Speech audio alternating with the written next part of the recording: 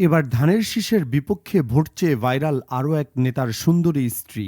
সবার কাছে দোয়া চাই, জাহাজ মার্কায় ভোট চাই, এভাবেই তিনি স্বামীর জন্য ভোট চেয়ে ভাইরাল হয়েছেন। রূপে গুণে অনন্য এর নারীর রুচিশীল চালচলন ও সরল কথাবার্তায় মুগ্ধ হচ্ছেন অনেকে। জানা গেছে তিনি বিএনপির সাবেক নেতা কামাল জামান মোল্লা বিএনপির প্রথম পর্যায়ের মাদারীপুর ১ আসনের শিবচর উপজেলা বিএনপির সদস্য কামাল জামান মোল্লাকে মনোনয়ন দিয়েছিল। পরে মনোনয়ন বঞ্চিত সাজ্জাদ হোসেন সিদ্দিকুরের সমর্থকেরা অসন্তোষ প্রকাশ করলে তার মনোনয়ন স্থগিত করে দ্বিতীয় দফায় জেলা বিএনপির সদস্য ও শিবচর উপজেলা বিএনপির যুগ্ম আহ্বায়ক নাদিরা আক্তারকে মনোনয়ন দেওয়া হয়। সেসব এখন অতীত।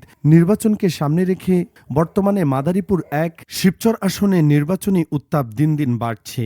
১৮টি ইউনিয়ন ও একটি পৌরসভা নিয়ে গঠিত এই গুরুত্বপূর্ণ আসনে এখন গ্রামগঞ্জে বইছে ভোটের হাওয়া। উঠান বৈঠক, পথসভা, বাজার সংযোগ ও ঘরে ঘরে ভোট প্রার্থনার মধ্য দিয়ে জমে উঠেছে নির্বাচনী লড়াই। এই আসনে আলোচনার শীর্ষে রয়েছেন দুই স্বতন্ত্র প্রার্থী, ফুটবল প্রতীকের সাজ্জাদ হোসেন সিদ্দিকী লাভলু এবং জাহাজ প্রতীকের কামাল জামাল নুরুদ্দিন মোল্লা। দুজনই ব্যাপক গণসংযোগ ও টানা প্রচারণার মাধ্যমে ভোটারদের দৃষ্টি আকর্ষণ করতে সক্ষম হয়েছেন। জাহাজ প্রতীকের প্রার্থী কামাল জামাল নুরুদ্দিন নিয়মিতভাবে গ্রামগঞ্জে পথসভা, মত বিনিময় সভা ও গণসংযোগ চালিয়ে যাচ্ছেন। তার প্রচারণার সাথে থাকছেন সুন্দরী স্ত্রী ও কন্যাও। অভিজ্ঞতা ও সাংগঠনিক দক্ষতাকে সামনে রেখে তিনি ভোটারদের কাছে নিজেকে একজন গ্রহণযোগ্য প্রার্থী হিসেবে তুলে ধরেছেন। বিশেষ করে বয়স্ক ও মধ্যবয়সী ভোটারদের মধ্যে তার গ্রহণযোগ্যতা বাড়ছে বলে স্থানীয়ভাবে আলোচনা রয়েছে। বিপরীতে স্বতন্ত্র প্রার্থী সাজ্জাদ হোসেন সিদ্দিকী লাভলুও পিছিয়ে নেই। তিনিও দীর্ঘদিন ধরে এলাকায় সক্রিয় রাজনীতির সঙ্গে যুক্ত। ভোটের মাঠে নামার পর থেকেই তিনি প্রতিদিনই গ্রাম থেকে গ্রামে ছুটে বেড়াচ্ছেন। ফুটবল প্রতীক নিয়ে তরুণ ভোটারদের পাশাপাশি সাধারণ মানুষের মধ্যেও তার জনপ্রিয়তা চোখে পড়ার মতো। উন্নয়ন, কর্মসংস্থান সৃষ্টি এবং দুর্নীতিমুক্ত রাজনীতির প্রতিশ্রুতি দিয়ে তিনি ভোটারদের সমর্থন চাইছেন। স্থানীয়রা বলছেন তার সরল উপস্থিতি ও ঘনিষ্ঠ যোগাযোগ তাকে আলোচনার কেন্দ্রবিন্দুতে নিয়ে এসেছে। তবে দলীয় প্রার্থীরা মাঠে সরব। বিএনপির প্রার্থী নাদিরা আক্তার ধানের শীষ প্রতীক নিয়ে সমর্থকদের নিয়ে প্রচারণা চালাচ্ছেন।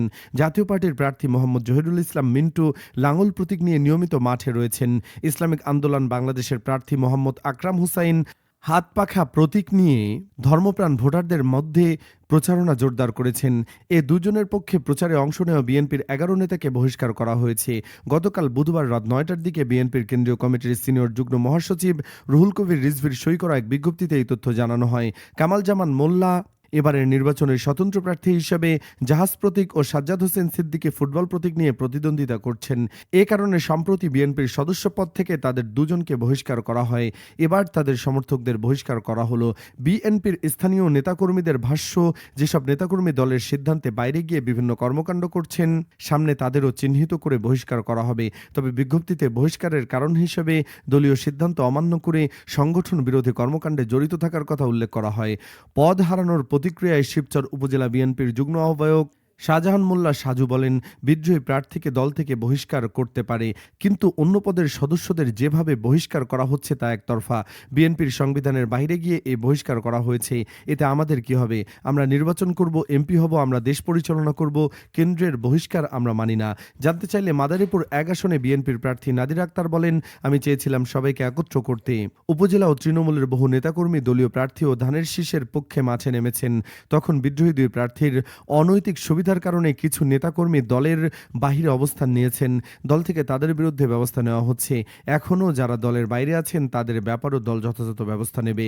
এছাড়াও স্বতন্ত্র প্রার্থী মোহাম্মদ ইমরান হাসান হরিণ, বাংলাদেশ লেবার পার্টির মোহাম্মদ হাফিজুর রহমান আনারস, বাংলাদেশ কমিউনিস্ট পার্টির আব্দুল আলী কোস্তে, গণ অধিকার পরিষদের রাজীব মোল্লা ট্রাক এবং ১০ দলীয় জোটের প্রার্থী সাইদুদ্দিন আহমেদ হানজালা রিকশা নিয়ে নিজ নিজ অবস্থান থেকে ভোটের মাঠে সক্রিয় রয়েছেন।